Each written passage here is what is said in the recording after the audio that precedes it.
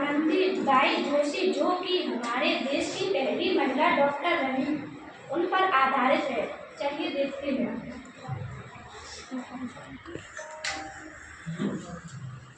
आप इतने परेशान क्यों दिखाई देती है?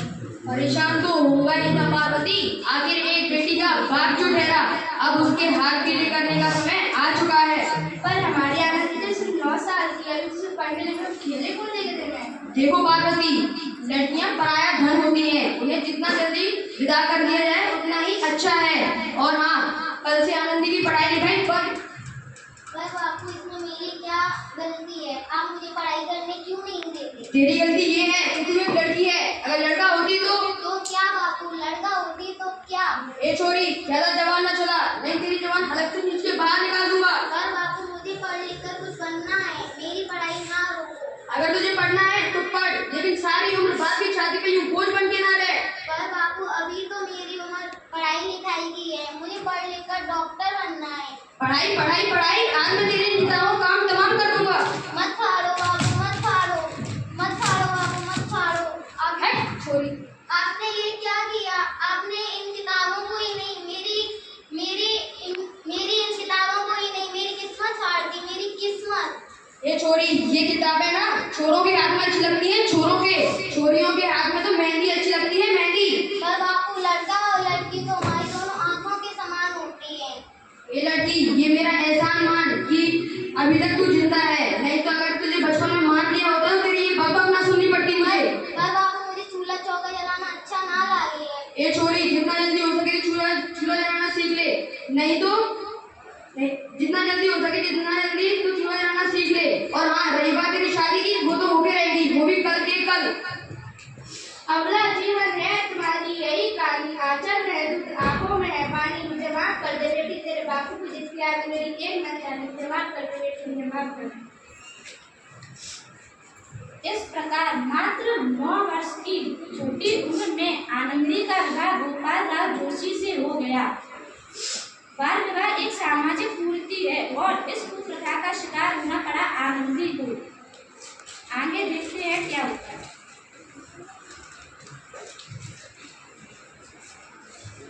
देखिए ना, इसे क्या हुआ है? आनंदी, इसका माथा तो अंगार की तरह दब रहा है, इसे तो बहुत तेज बुखार है। अरे, आप कुछ भी बोलते रहते हैं। लाइए, दीजिए मुझे। माधव जल्दी वैद्य को बुला के लेके आओ।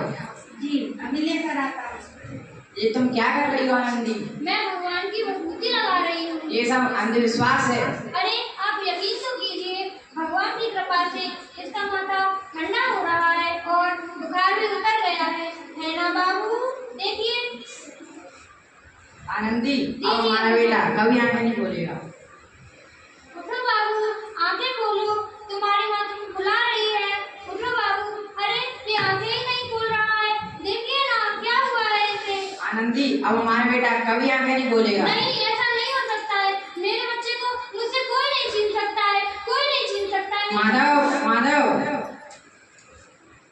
बंद करो ये पागलपन। भगवान ने मेरा बच्चा मुझसे छीन लिया। भगवान ने नहीं, ये तुम्हारी अशिक्षा और अंधविश्वास में तुम्हारा बच्चा छीना है। अगर तुम पढ़ी लिखी होती तो आज हमारा शिशु जीवित होता। तुम अनपढ़ थी आनंदी, अनपढ़। अनपढ़ नहीं रहूंगी मैं, अनपढ़ पढ़ूंगी ताकि कल किसी और आनंदी को इलाज के अभाव में अपना बच्चा ना खोना पड़े। शाबाश आनंदी, यही तुम्हारे अपराध का प्रायश्चित है।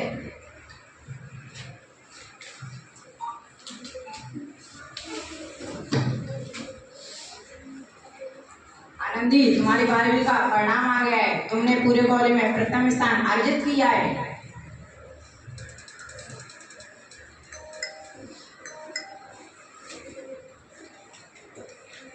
ये लो आनंदी, तुम्हें शिक्षा वृत्ति मिली है।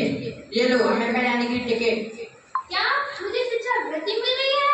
मैं अमेरिका जा रही हूँ और ये सब मैं अकेले कैसे कर पाऊंगी? अपने आप को इतना कमजोर मत समझो आनंदी, फिर इतने पढ़ने लिखने का क्या फायदा? तुम अनपढ़ थी आनंदी, अनपढ़। अनपढ़ नहीं हूँ मैं, अनपढ़। तुम गवार की गवार। गवार नहीं हूँ मैं, गवार।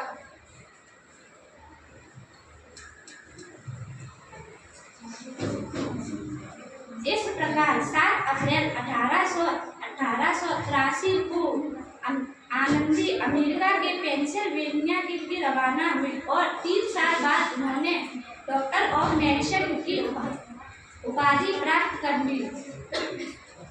आगे देखिए।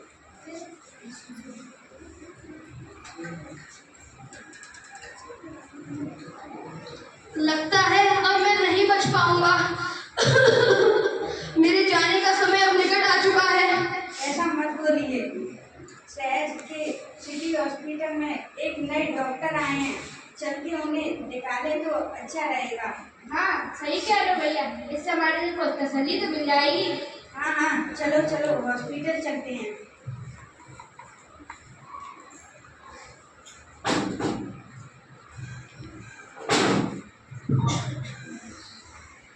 अरे लगता है इसकी तबीयत तो बहुत ही खराब है, शायद ये बच पाएगा। ऐसा मत बोलिए भाई, डॉक्टर मैडम साहब कब तक आ जाएंगे? लो आ गई डॉक्टर मैडम।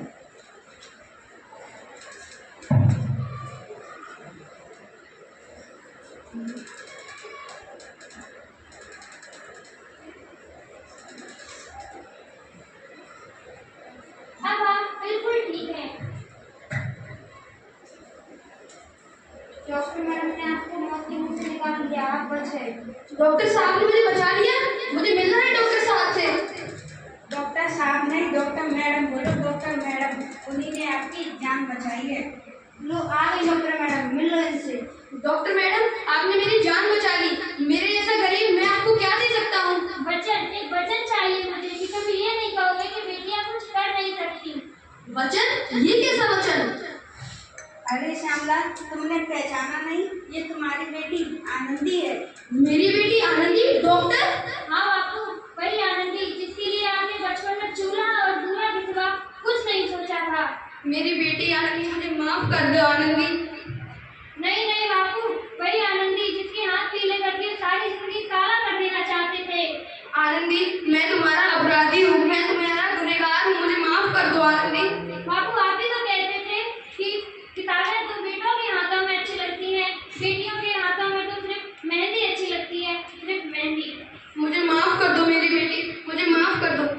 एक का पढ़ना दूसरे का ना पढ़ना सामाजिक अंधकार है, सामाजिक अंधकार। उपकार मानता हूँ कि तुम्हारी जैसी बेटी मुझे मिली, जिसने पूरी जिंदगी भर मुझसे कुछ ना मांगा। अगर मांगा तो बस सिर्फ बराबर का दर्जा मांगा, और वरना सच तो यह है कि मैं तुम्हारे बाप होने के लायक ही नहीं हूँ। अपने बापू को क्या माफ नहीं करोगी आनंदी? माफ कर दो आनंदी, माफ कर दो। सुबह का भूला हुआ शाम को घर आया है तो उसे भूला नहीं कहते। माफ कर दो आनंदी।